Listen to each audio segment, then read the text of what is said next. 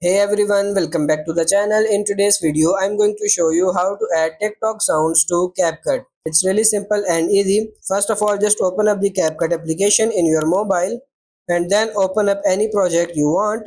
Make sure nothing is selected in CapCut and then tap on this audio in the bottom and click on this sounds.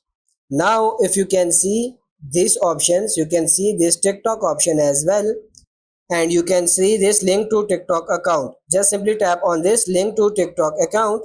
TikTok will then go and open and it should go and link it.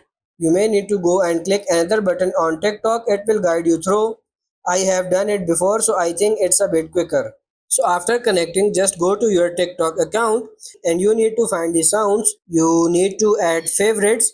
So let me give you an example. Let's say this is the sound. Tap on this sound option in the bottom right and then simply tap on this add to favorites. Now after that, if you go back to your CapCut and then if you tap on sound and come to the TikTok, you will see all your favorite sounds here. So that's pretty much it for this video. I hope this video was helpful. If it is, like it and subscribe to the channel. Thank you.